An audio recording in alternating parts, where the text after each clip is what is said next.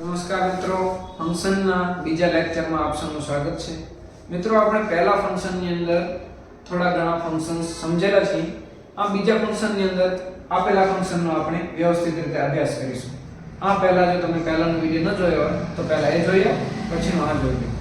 હવે મિત્રો, દરેક ફંક્શનને આપણે કયા એક ઓળખ સૂચક શબ્દથી આપણે ઓળખીએ છીએ. હવે મિત્રો જો એક્સપ્રેસિંગ મેનર્સ એટલે કે કોઈક અહીંયા ક્રિયાની રીત દર્શાવે છે કે કોઈ ક્રિયા તમે કરી તો કેવી રીતે કરી, એને ઓળખવાનો શબ્દ શું છે ખબર?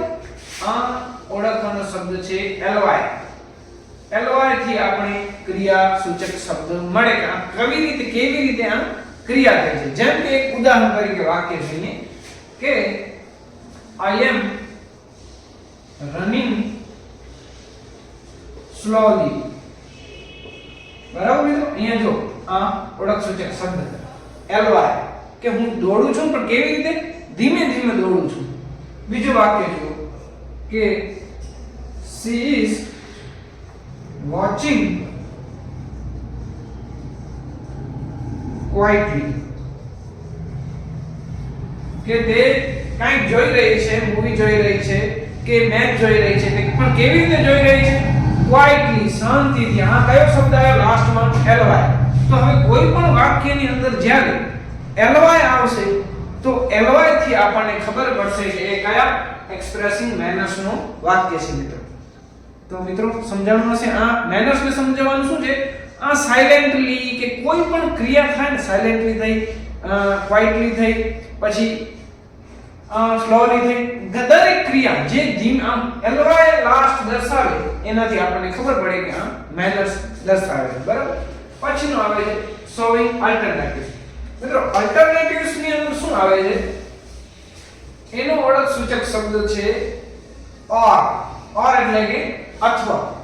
હું કોઈ પણ ક્રિયા કરીશ, આ કરીશ અથવા આ કરીશ. હવે એને આપણે કેવી રીતે સમજીએ? જુઓ કે I will play or read. આવી રીતના વાક્ય હોય જેમાં or લખેલું હોય એવું વાક્ય હોય તો સમજી જવાનું આ શું દર્શાવે છે? અલ્ટરનેટિવ્સ દર્શાવે છે. હવે મિત્રો આને બીજી રીતે પણ એક શીખી શકીએ. જેમ કે એક એવા ઉદાહરણો આવે છે કે I will either play or read. હવે જો આ શું દર્શાવે છે? either or શું દર્શાવે છે? બીજો કયો શબ્દ છે આનો? either or. either or શું દર્શાવે છે કે હું કાં તો આ કરીશ અથવા તો બીજું કંઈ કરીશ. હવે જો અહીંયા શું છે કે કાં તો હું રમીશ અને કાં તો હું વાંચીશ. આ બેમાંથી કોઈ એક ક્રિયા હું કરીશ એવું દર્શાવે છે કે I will either go or not. કાં તો હું જઈશ અને કાં તો હું નહીં જાઉં. આ બેમાંથી કોઈ એક ક્રિયા થાય એ either or વાળો શબ્દ હોય એનાથી આપણને ખબર પડે કે આ અલ્ટરનેટિવ દર્શાવે છે. હવે મિત્રો બીજો એક શબ્દ આવે છે એની અંદર neither nor. હવે એ શું છે કે હું આ પણ નહીં કરું અને એ બીજી વસ્તુ પણ નહીં કરું. જેમ કે એક ઉદાહરણ છે I will neither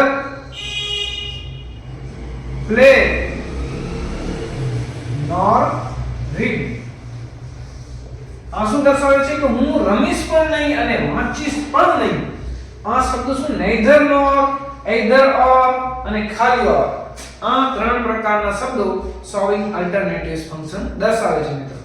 હવે મિત્રો આપણે બીજો ફંક્શન ઇન્ક્વાયરી એઝ નેચર ને સમજીએ.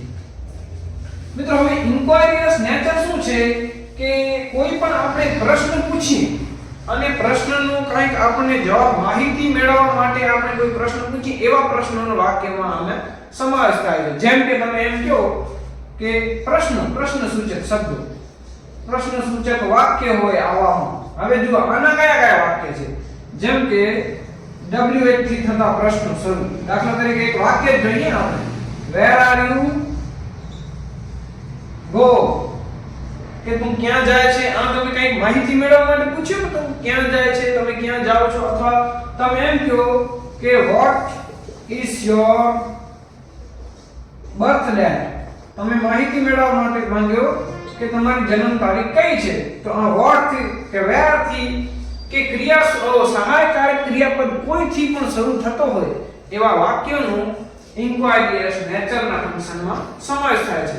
તમે કોઈ પણ એવું વાક્ય એટલે પ્રશ્ન પૂછો અને તમે એવી જવાબની આશા રાખતા હો એવા વાક્યોનો ઇન્ક્વાયરીયસ નેચરની અંદર સમાવેશ થાય છે. મિત્રો હવે આપણે આગળનો ફંક્શન શોવિંગ પોસિબિલિટી એટલે કે શક્યતાઓ, સંભાવના શું છે એ દર્શાવતો વાક્ય સમજીએ. મિત્રો સંભાવના સૂચક વાક્યો મિત્રો જેમ કે આજે વરસાદ વરસશે એટલે કે વરસાદનું સૂચવે છે. આજે કદાચ વરસાદ વરસશે, અથવા તો તમે એમ કહો કે હું સ્કૂલે પહોંચીશ, કદાચ લેટ પહોંચીશ તો શિક્ષક મને સજા કરશે. બરાબર, એવું કોઈ વાક્ય હોય કે આવું થશે તો આવું થશે, કદાચ આમ થાય, કોઈ ભૂલ થઈ જાય તમારાથી. દાખલા તરીકે હું કદાચ ભુજ જઈશ તો મારો મિત્ર મને મળશે. આ સંભાવના દર્શાવતા વાક્ય હોય એને. અને સંભાવના દર્શાવતા વાક્યનો શબ્દ કયો છે? ઓળખ સૂચક મે. મે એટલે કે શાયદ, કદાચ, હોઈ શકે, આમ થઈ શકે એમ. એના વાક્યો આવા કંઈક હોય કે ઇટ મે રેઇન ટુડે એટલે કે આજે કદાચ વરસાદ વરસશે. You may win the match કે તું મેચ જીતી શકે છે, સંભાવના છે, તારામાં ક્ષમતા છે. બરાબર, પણ ક્ષમતા વાળો કયો શબ્દ? જો એવું વાક્ય હોય કે you can win the match તો શું થઈ જાય? ઈ એબિલિટી થઈ જાય, ક્ષમતા થઈ જાય. પણ અહીં વાક્યમાં આ શબ્દ છે you may win the match. એ શું? મેચ જીતવાની સંભાવના દર્શાવે છે. મિત્રો તો આમ આપણે પોસિબિલિટી ને પણ સમજ્યા. આનો ઓળખ સૂચક શબ્દ કયો છે? મે. આનો ઓળખ સૂચક ઓર. આનો ઓળખ સૂચક એલોટ. એવી રીતના મિત્રો શોવિંગ કોન્ટ્રાસ્ટ. કોન્ટ્રાસ્ટ એટલે કે વિરોધાભાસ દર્શાવતા હોય એવા વાક્યો. વિરોધાભાસને ઓળખવાનો શબ્દ શું છે કે આ બટ થી ઓળખાય. પણ બટ એટલે પણ. આની અંદર મિત્રો એક હિન્ટ એ છે, જેમ કે એક વાક્ય છે એ પોઝિટિવ વેમાં હોય અને બીજું જ વાક્ય નેગેટિવ હોય, એની તરત જ વાક્ય બે હોય, એક પોઝિટિવ હોય બીજો નેગેટિવ હોય. એ મિત્રો કેવી રીતના છે? જેમ કે તમને જુઓ, તમે એમ કહો કે આઈ લાઈક એન આઈસ્ક્રીમ. બરાબર, આ પહેલો વાક્ય થયું. અને બીજો જ એની જ બીજો વાક્ય તમે શું કહો? But I don't eat it. મને આઈસ્ક્રીમ ગમે છે પણ હું તે ખાતો નથી. હવે જો બે વસ્તુ થઈ, એક પોઝિટિવ બાબતથી ગમે છે અને બીજી નેગેટિવ બાબત કે તે ખાતો નથી. પછી જો બીજો એક એવું વાક્ય she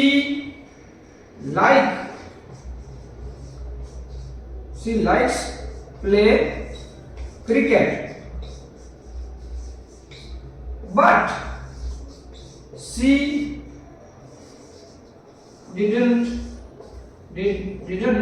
watch it.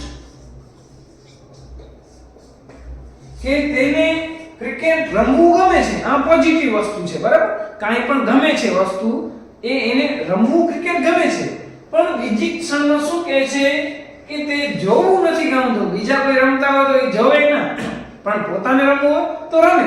બરાબર, એટલે એના ઉપર ધ્યાન નથી આપવાનું, આપણે એના ઉપર ધ્યાન આપવાનું છે. એક વાક્ય પોઝિટિવ છે અને બીજો વાક્ય નેગેટિવ. એક વાક્ય આઈ લાઈક આઈસ્ક્રીમ પોઝિટિવ વસ્તુ છે, વચ્ચે કયો શબ્દ ઓળખ સૂચક આવ્યો? બટ. આમાં પણ બટ આવે. કોન્ટ્રાસ્ટ એટલે વિરોધાભાસ. મિત્રો એક વસ્તુ સારી અને બીજી વસ્તુ એના જ સંદર્ભમાં નેગેટિવ હોય, એને શોવિંગ કોન્ટ્રાસ્ટ ફંક્શન, એને આવી રીતે આપણે ઓળખી શકીએ. મુખ્ય શબ્દ આ બટને યાદ રાખવાનો. એવી જ રીતે મિત્રો હવે એક્સપ્રેસિંગ રિક્વેસ્ટ. રિક્વેસ્ટ ને આપણે કેવી રીતે ઓળખી શકીએ? આ રિક્વેસ્ટ વાળો ફંક્શન છે.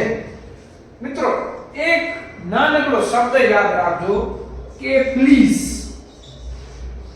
આ પ્લીઝ શબ્દ છે શું દર્શાવે? વિનંતી સૂચક, વિનંતી કરતા હોય આપણે. દાખલા તરીકે તમે એમ કહો please give me a pen, બરાબર, કે તમે મને પ્લીઝ પેન આપો. આ શું વિનંતી દર્શાવો, રિક્વેસ્ટ કરો છો કે મહેરબાની કરીને મને પેન આપો. Please give me the key of bike, બાઇકની મને ચાવી આપો. અથવા ગમે તે તમને કંઈક રિક્વેસ્ટ કરવી છે, તમારું કામ કરાવવું છે એની પાસેથી, એના માટે તમે પ્લીઝ શબ્દ વાપરો. આ પ્લીઝ આવી ગયો તો તમારે આ બીજું બધું ભૂલી જવાનું, આ રિક્વેસ્ટ વાળું યાદ રાખવાનું મિત્રો. અને એના જ સંદર્ભમાં બીજો છે પરમિશન, રજા દર્શાવતું હોય. તમે કાંઈ રજા માંગો છો, બરાબર, રજા સૂચક શબ્દો હોય, બરાબર, એને આ પરમિશન વાળા ફંક્શનમાં આવે. દાખલા તરીકે તમે એમ કહો કે મે આઈ કમ ઇન સર, એમ બોલો ને, વર્ગની અંદર જાઓ, કમ ઇન સર. હવે તમે એમ કહેશો આ મે તો આમાં આવ્યો પોસિબિલિટીમાં, બરાબર, પણ એ વાક્યને સમજો. એની વાક્યની અંદર શું દર્શાવે છે? સંભાવના દર્શાવે છે.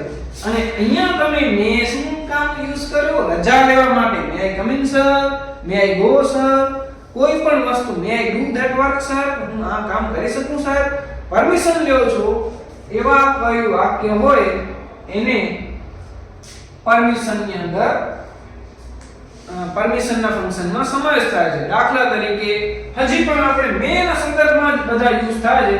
પછી શુડ ને જોઈએ, બરાબર, શેલ આઈ ગો સર, હું જઈ શકું.